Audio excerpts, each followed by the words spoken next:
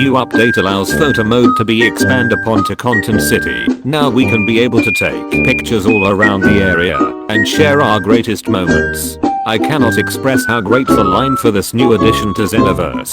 Multiplayer mode is another feature added to the game.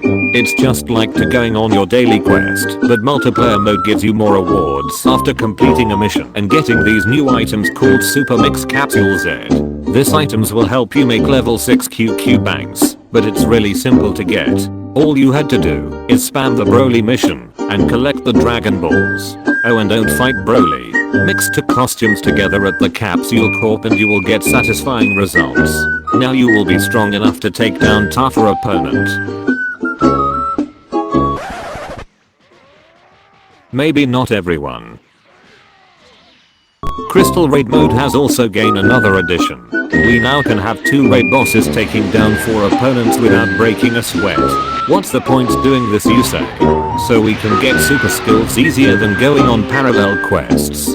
The new update included an agreement that is feature before logging into the game. What exactly does this do? Well, let me put it in short terms.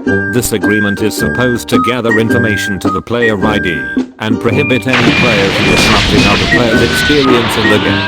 Unfortunately, that didn't do much. Now they know how to bypass the agreement. Dragon Ball Xenoverse Lite is a free-to-play version of the full game. It's not really worth going through details since most of us bought the game before it was released. But keep in mind that there are a few initiation you can go compared to the full version. For example, you cannot play as your Saiyan CAC. Nor you cannot play your Frieza race. Do you remember in my previous video I mentioned about the emotes and vehicles in the lobby? Do you remember the Super Pack DLC was giving us emotes and new mobility in the lobby? But after Extra Pack DLC was announced, we don't get any of this anymore. So instead, the developers decided to give us something new for a change.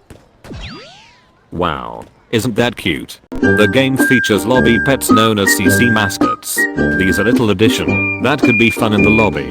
They can do interactions and comes with many types and different colors, but they are hell expensive and hard to get in raids. I can see myself liking to this. Another feature is that we can collect illustrations and add them to our loading screen. Which reminds me, did you know about the illustrations contest that's being held? Well, sorry to break it to you, but that's Japan exclusive only.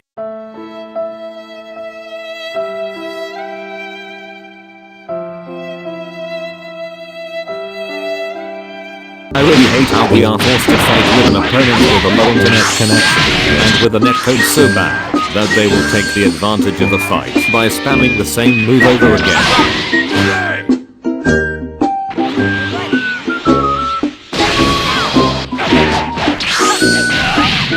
Everyone might have a different opinions on what constitute for a name for their character. Well, would you that Goku is in the lobby?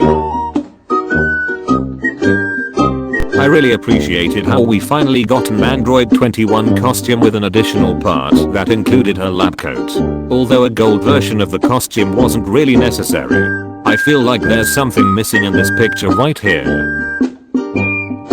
If you're gonna continue giving us ads to our CAC, you could have at least included the version with the hairstyle along with it.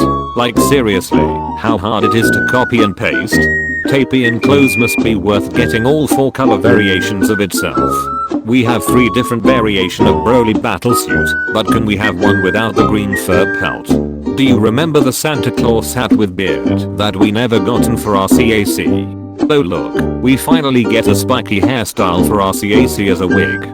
I don't mind wearing Saiyan battlesuits for my CAC, although this may be a problem. What's the point of giving us a Great Ape costume when the Namekians are the only race that can turn giant? I'm surprised we didn't get Janemba head and sword part together in on accessory.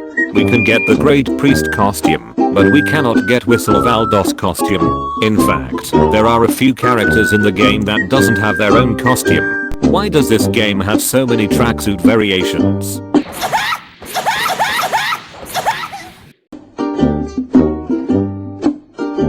Over 100 skills has been patched in the newest update in Dragon Ball Xenoverse 2. And most of it has been shown with great improvement.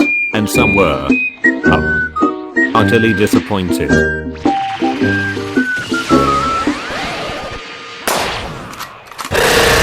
Awoken Assault can now use additional input to chain every attacks you make, as well taking recoil damage whenever you used it. The game introduced 2 new charges with different methods. We now get to learn Ultra Instinct Goku moves, as well including a new move that we should have gotten all of this since the extra pack DLC. Volleyball Fist can no longer cancel its own attacks. Do you remember how Candy Beam was an exclusive move for the Margin race? Well, now every race can learn Candy Beam as a super attack. Breaker Energy Wave can only be used in a danger health percentage, and can only be used once in a fight. Last Emperor can only be used in a danger health percentage, and can only be used once in a fight. Super Ghost Kamikaze attack takes too long. What's wrong? Can we please have more strike-based ultimate attacks? Why not just give everyone their own charging animation? Tau Pepe Super Sal restores small shortage of ki and temporarily boosts normal attacks, but it can be spammable and can be cancelled to each attacks every time you use Dot Ray. Goten Super Sal drain your stamina with a ki blast, but you can no longer drain stamina consecutively as Gotenks, which I'm glad it got fixed. Brian Super Sal takes less damage when you're hit with an ultimate, and also featured with a heart-shaped ki blasts. There's too many overpower Super Sal in the game, which makes it boring to go through every last one of them. So how about I just show you one of my favorites instead.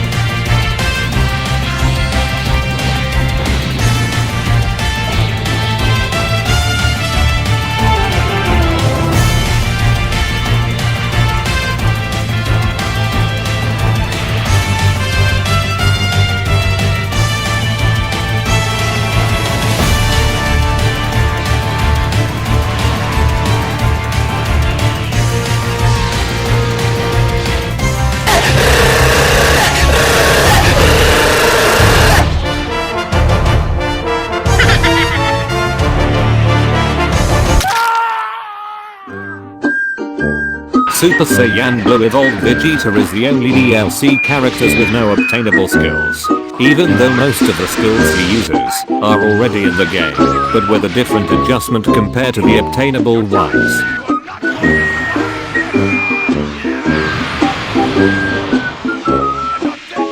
We also get another Vegeta in his Super Saiyan God form, and get his obtainable skills. I only wish we can obtain the Super Saiyan God form for our Saiyan CAC. Rubrian, the most controversial character in the game, uses poses at the end of each attack she connects. Each poses she makes benefits herself, as well increases the attack damages she does to her opponent.